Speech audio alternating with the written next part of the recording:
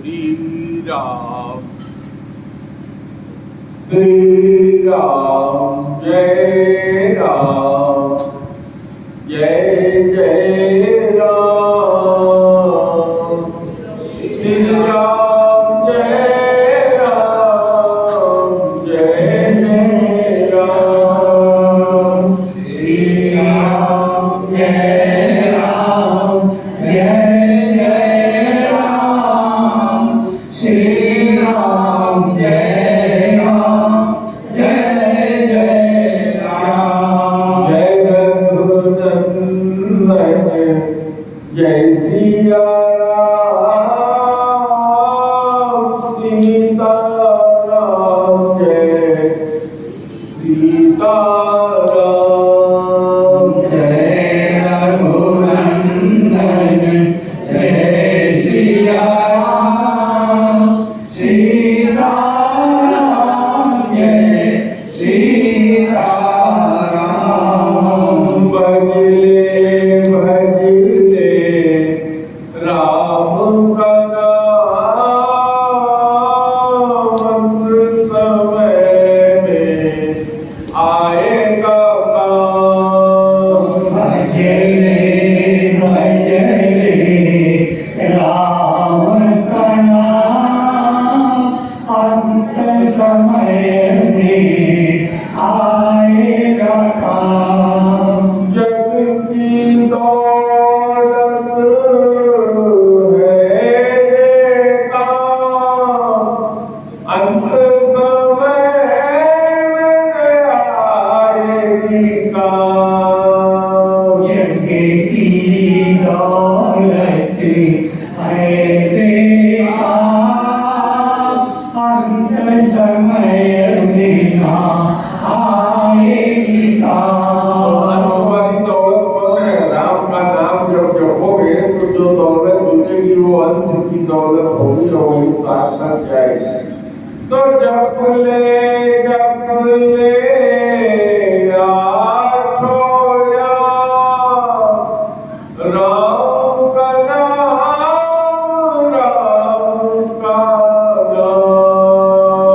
जप ले आठों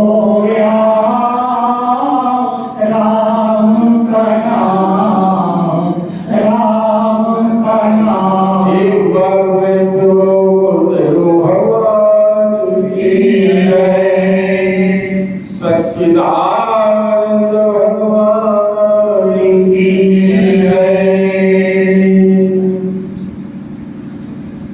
प्रिय साधकगण,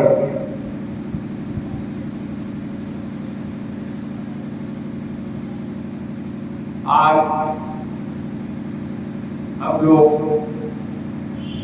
गुरु पूर्णिमा के पूर्व संध्या पर चर्चा कर रहे हैं कि इस कलयुग में लोग व्रत जप तप उपवास यानी उपवास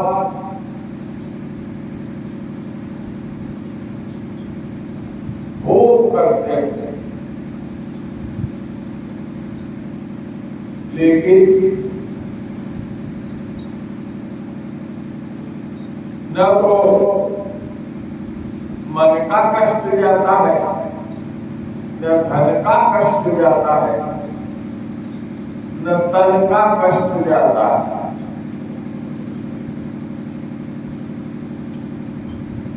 परिणाम आदमी का विश्वास जाता रहता है।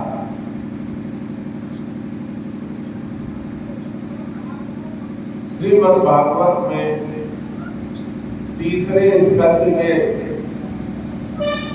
5वें अध्याय में विदुर जी महामना मैत्रेय जी से मिलते हैं। मैत्रेय जी कौन से भगवान के बड़े भक्त थे, भगवान के साथ ही निवास करते थे।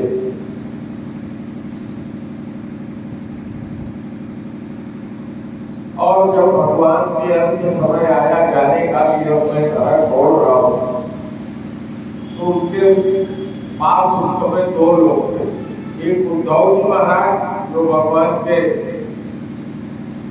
भाई भी थे, चचेरे, और दूसरे मैत्रेय जी जो संत थे।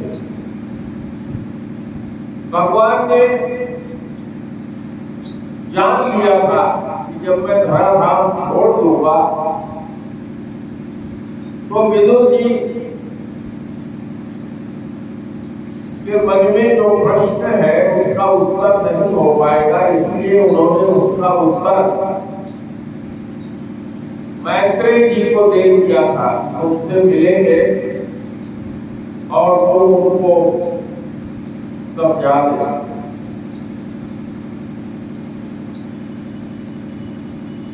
तो तीसरे स्कंद के 5वें अध्याय के 5वें श्लोक में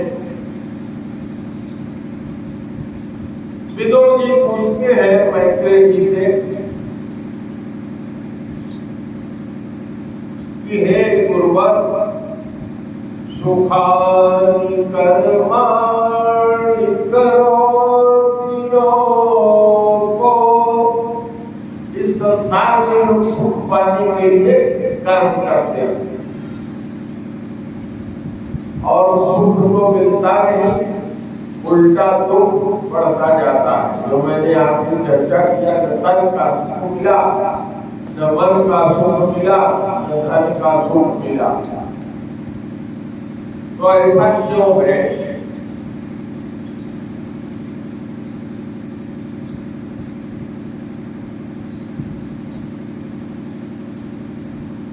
मैत्रेय जी ने कहा कि हे विदुर, इस संसार में सुख नाम की कोई चीज है ही नहीं।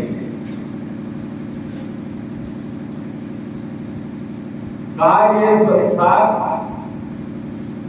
एक जेल है। जैसे संसारी राजा नाना प्रकार के जीव जो नाना प्रकार के उत्पाद करते हैं और सबकी अलग अलग सजा होती है। किसी को आजीवन कारावास, किसी को 4 साल की सजा, किसी को 9 साल की सजा। बहुत लंबा कानून है जिसमें बना हुआ है कौन अपराध करोगे तो कौन सी सजा मिलेगी। इसी तरह से यह संसार भगवान का जेल है और इसमें जीवों को अपना किए हुए कर्म का दंड भोगने के लिए भगवान भेज देते हैं। जब यहाँ सुख है ही नहीं तो मिलेगा कहां से? जो चीज है ही नहीं तो कहां से मिलेगा? इस पे बड़ी बेहद चर्चा होती है श्रीमद् भागवत की कथा। अभी हम लोगों ने देखा सुना कि एक राजा की कन्या, उसके मन में वैराग्य उत्पन्न हुआ और किसी चोर ने इस घटना का कैसे लाभ उठाया, उसके भावनाओं को छक लिया। लेकिन क्योंकि उसकी भावना सच्ची थी, विश्वास भगवान के प्रति, गुरु के प्रति सच्चा था,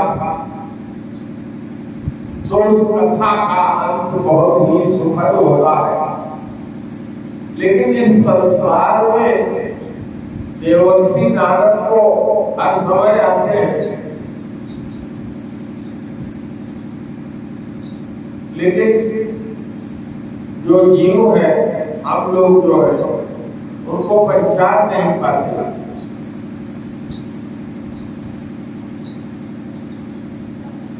और ठगे जाते हैं। बात तो बिल्कुल सही है कि किसी व्यक्ति ने गुरु कर लिया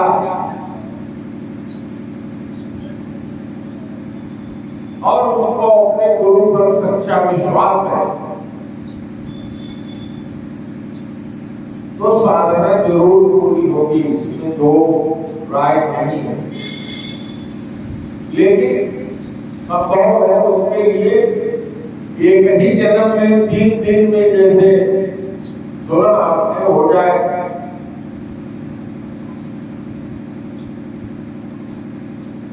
ये संभव नहीं।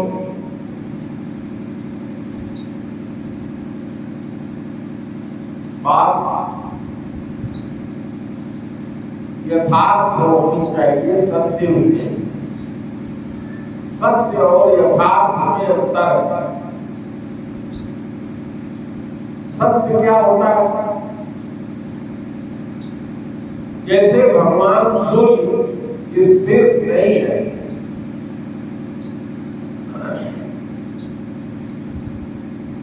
विज्ञान कहता है कि भगवान सूर्य इस ब्रह्मांड के लिए स्थिर है, लेकिन भगवान सूर्य समस्त ब्रह्मांड, जिसमें सारे बहुत से अनेक ब्रह्मांड है, उसमें यह ब्रह्मांड भी चक्कर लगाता रहता है जो हमारा ब्रह्मांड है, और उसके साथ सूर्य भी चक्कर लगाते रहते हैं उसमें।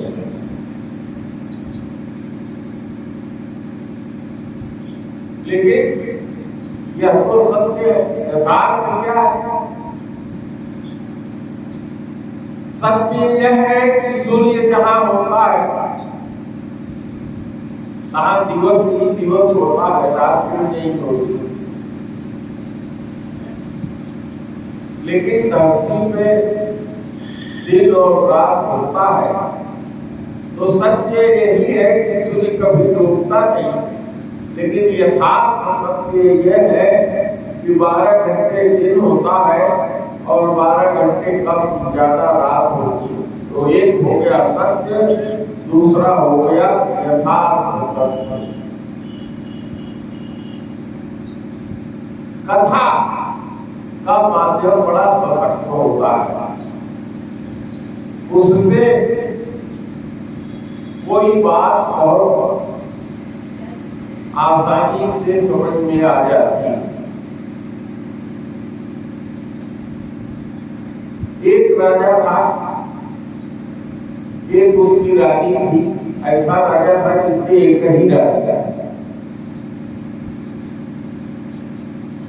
और उसको एक ही बेटी थी, जैसा आप लोगों ने सुना। एक दिन उस राजा के महल में एक चोर घुस गया। देखा उसने कि राजा का जो बिस्तर है, पलंग, उसके चारों तरफ पलंग ठोस लटक रहा है, इधर से उधर दिखाई नहीं पड़ता। बस उसी में वो घुस गया। दिन में किसी बहाने से गया था, उसमें घुसकर बैठ गया। रात का इंतजार करने लगा कि रात आएगी तब वो अपना कार्य करेंगे। दिन बीता,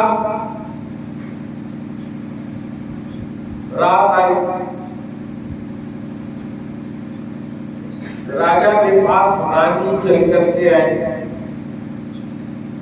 राजा रानी दोनों अंतरंग बात कर रहे हैं। जब पति पत्नी अकेले हुए तो यहाँ आज लोग संसार में भी पति पत्नी दरवाजा बंद कर लेते हैं।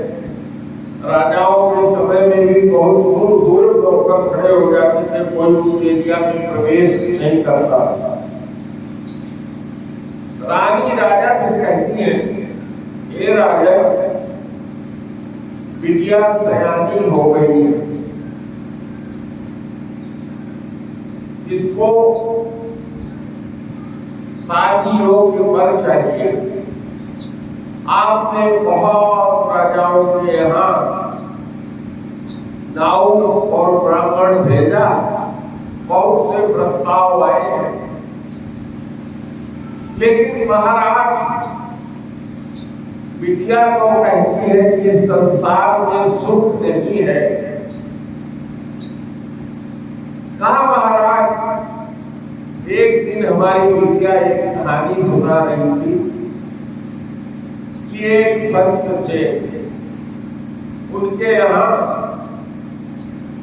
एक राजकन्या रहती थी, उनकी शिष्या बहुत ही सुंदर थी, जवान थी, नौजवान था उसका रूप और लावण्य अत्यधिक सुंदर था। ऐसा लगता था जैसे अंधेरे में हो तो रोशनी निकल रही, प्रकाश हो रहा, जिसको देखते ही कोई भी पुरुष कामाशक्त हो सकता था, इतनी सुंदर। लेकिन उसके मन में वैराग्य था। उसने तय किया कि हम शादी नहीं करेंगे। अपने गुरु के यहाँ चली गई थी और जा करके वही रहती थी।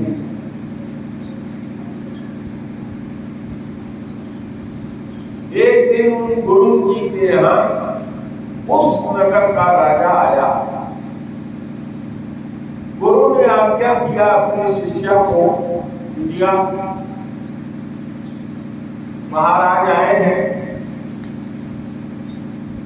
भले गुरु के यहाँ महाराज भी जाएंगे, व्यवस्था होती है कि उनका भी सम्मान किया जाए, उनका भी आदर किया जाए। सम्मान के साथ उठाया गया। वो जो शिष्या की बिटिया थी, उसने सुंदर पात्र में जल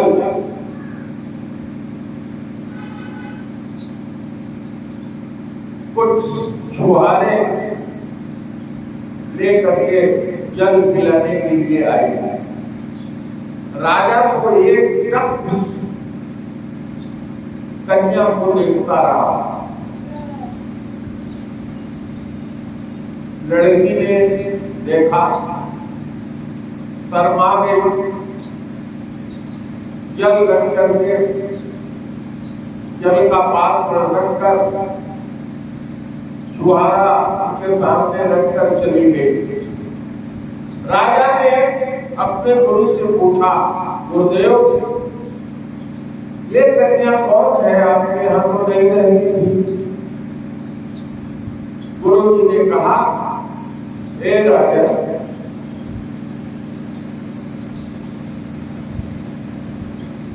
यह मेरी शिष्य है। एक दिन मेरा नाम सुन करके हमसे दीक्षा के लिए यहाँ आई। इसके मन में वैराग्य है। इसके पिता राजा है, लेकिन ये शादी नहीं करना चाहती थी। ये भगवान का भजन करना चाहती थी। इसलिए मेरे पास आकर के इसने गुरु दीक्षा ले लिया है, साधना कर रही है। और साधना के बल से उस कन्या के चेहरे पर और तेज तपस्या का तेज और उभर आया था। राजा ने कहा, हे गुरुवर, आपकी इस शिष्या से मैं शादी करना चाहता हूं। गुरु ने कहा, यह कन्या शादी नहीं करना चाहती, इसीलिए तो राजपाट छोड़ करके आई है।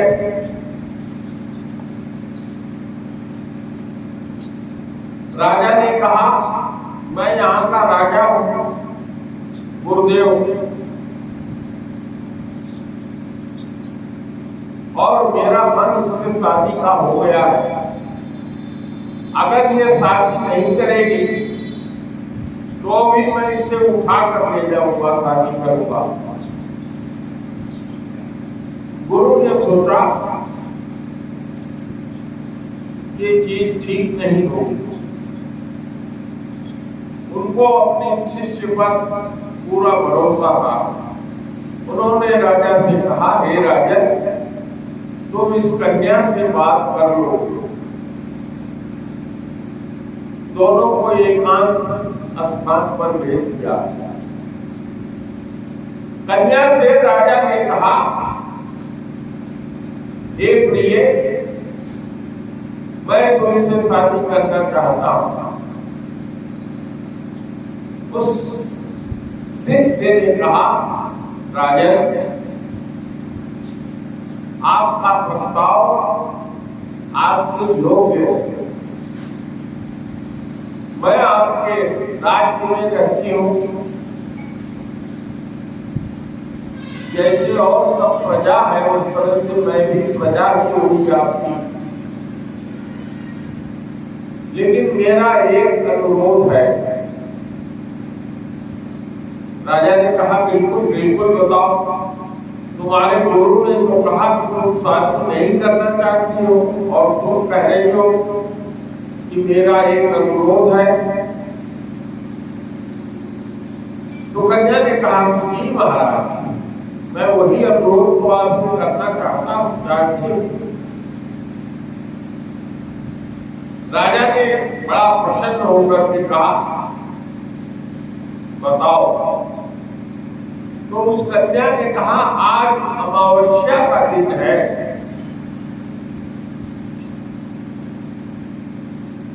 और अगली अमावस्या तक 1 महीना होगा, और उसके बाद जो पूर्णमासी आएगी उस दिन राजन आप आना।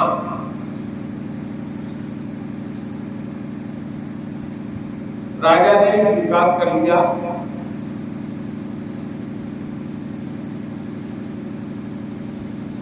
राजा अपने राज्य को चला गया।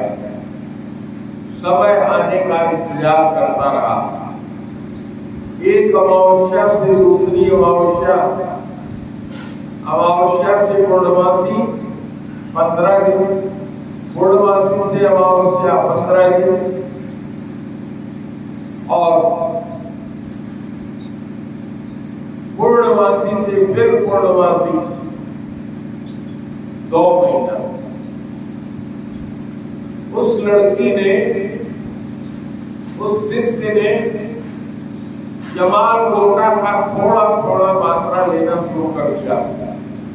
आप लोग जानते होंगे जमाल गोटा खाने से आदमी का पेट खराब होता है। जो कुछ खाया जाए वो पचता नहीं है, शरीर दुबला होने लगता है।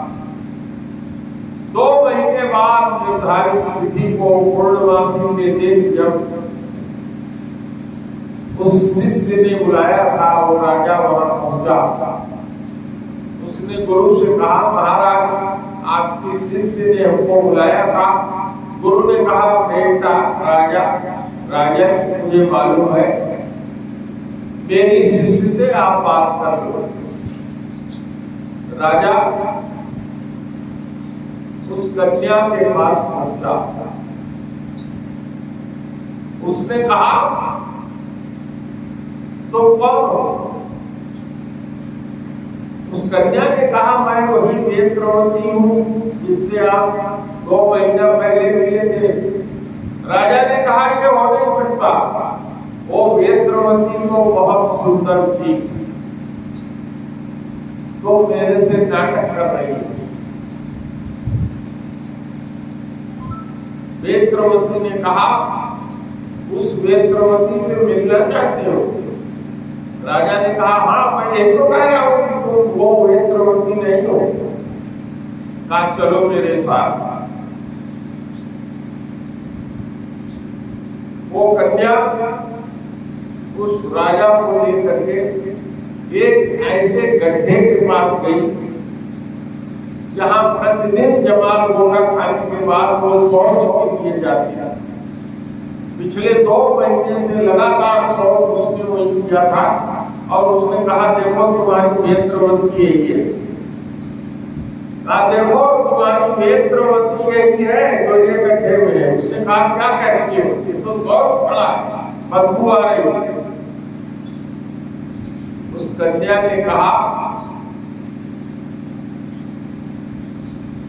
तुम्हें मुझसे प्रेम नहीं था, तुम्हारी आसक्ति मेरे उस शरीर से थी।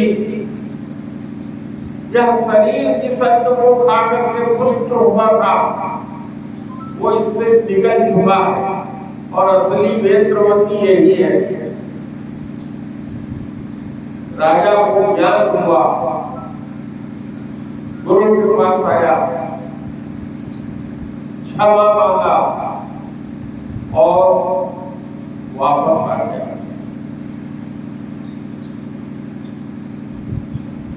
आप लोगों ने भी देखा होगा, कोई व्यक्ति बहुत ही तंदुरुस्त हो, कोई स्त्री बहुत सुंदर हो, बीमार हो जाने के बाद चेहरा देखने लायक नहीं रहता। यह जो राग है जिससे यह काम उत्पन्न होता है, ये केवल एक आकर्षण है। यह कहानी उस बिटिया ने अपने माता पिता को सुनाया। आप लोगों को बैंक में मैं ले चल रहा हूं, यह बात एक राजा रानी को उसकी बिटिया सुना रही है। उसने किसी राजा के दूसरे की कथा सुनाई।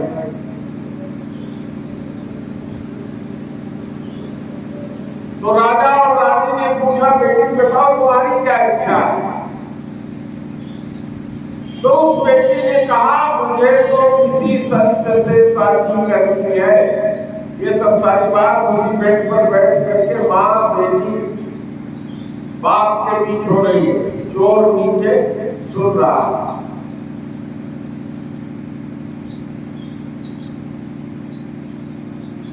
सब लोग सोने के लिए गए। राजा ने तय कर दिया कि इसकी शादी मैं किसी संत से ही करूंगा।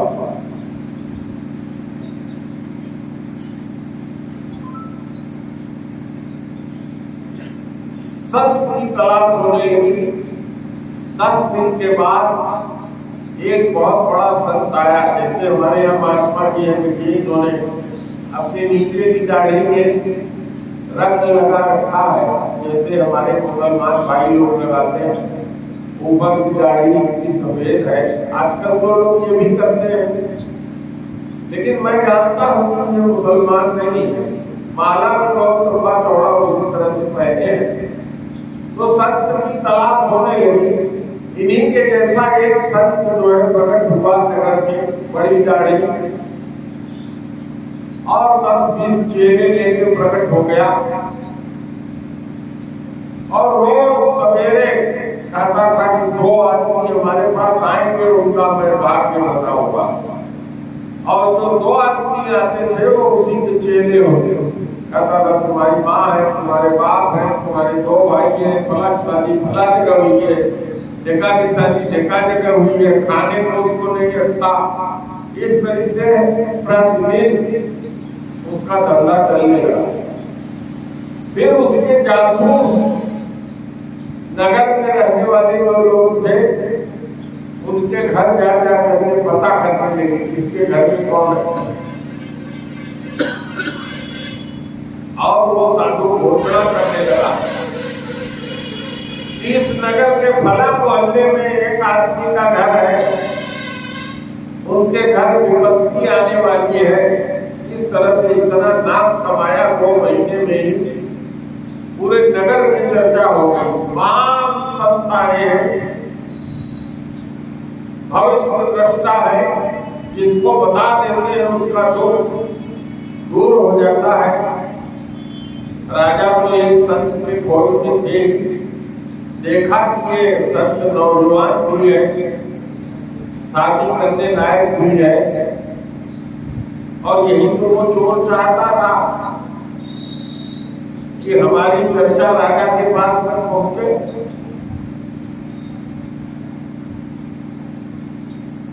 मंत्रियों ने कहा, हे राजा, बड़े दूर दूर से लोग उस संत से मिलने आते हैं, बड़ा चमत्कारी है, आप भी चलिए। राजा ने कहा, नहीं भाई, अकस्मात बिना जाने किसी के यहाँ जाना उचित नहीं है। मंत्रियों ने कहा, ठीक है हुजूर, हम लोग पता करते हैं।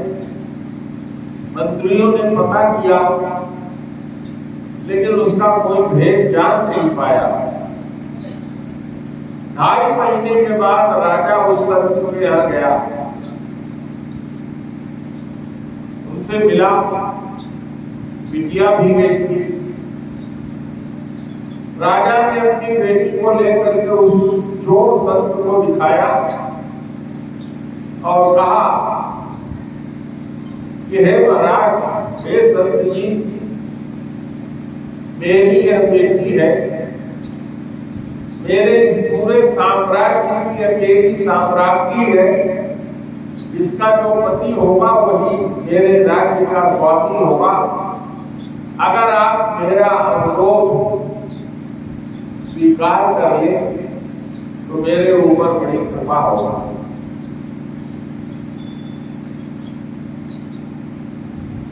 चोर ने कहा, इतनी जल्दी बात मान लेना ठीक नहीं होगा, सत्ता हो जाएगी। खट से कहा और शादी के लिए तैयार हो गए, इतने बड़े सर, और तुरंत शादी के लिए तैयार। तो उसने कहा कि हे महाराज, आपको 1 महीने का समय दीजिए। उस कथा में भी 2 महीने का समय दिया था, इस कथा में भी उस संत ने 1 महीने का समय दिया।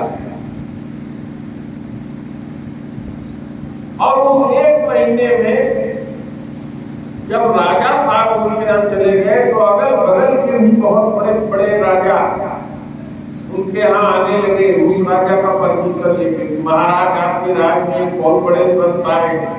अब उसका नाम चारों तरफ फैल गया। एक अखंड भूमंडल में स्वामी प्रेमानंद जी आ गए, प्रेम की वर्षा होने लगी। क्षमा करिएगा, आप लोग प्रेमानंद जी हमें क्षमा करेंगे, लेकिन उसका नाम प्रेमानंद ही था।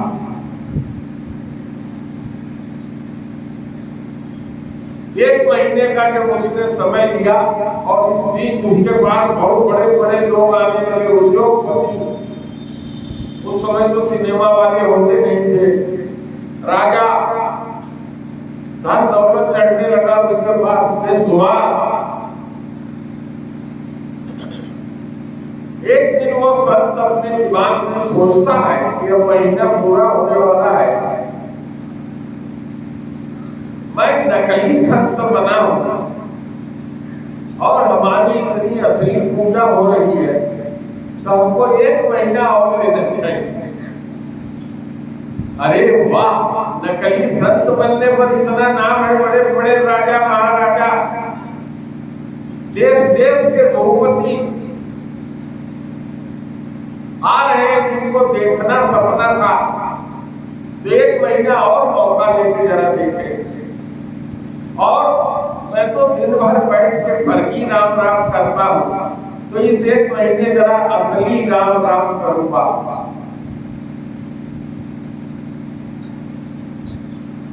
तो उसने 1 महीने असली राम राम किया। गोस्वामी जी ने लिखा है,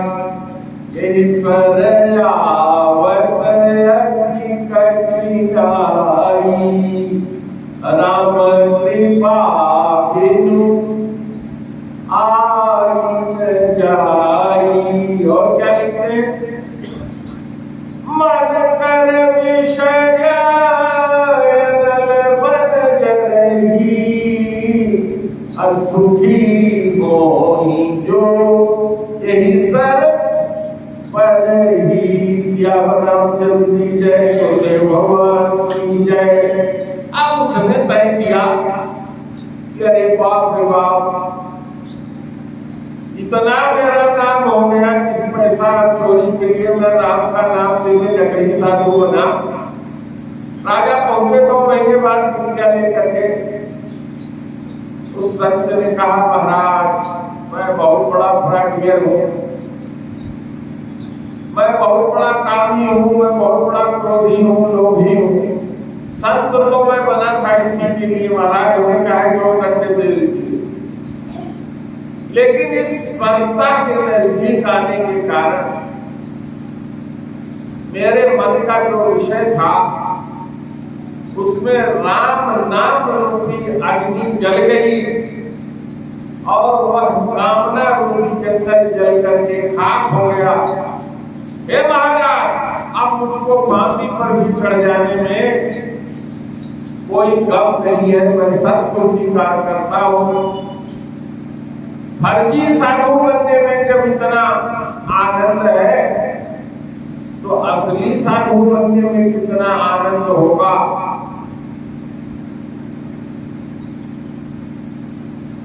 राजा की लड़की ने कहा, ठीक है, मैं तुमसे शादी नहीं करूंगी, मैं ऐसा ही सत्य चाहती थी, मुझे अपना शिष्य बना लो। तो राम के नाम में असली सुख वही है जो इसके सुख को चाहता है, उसको यह मिल जाता। लेकिन 2 चीज बताया महाराज जी ने, क्या? या तो संसार, तो वो चला था संसार पाने के लिए और बहाना दिया था राम का। महाराज जी ने क्या बताया?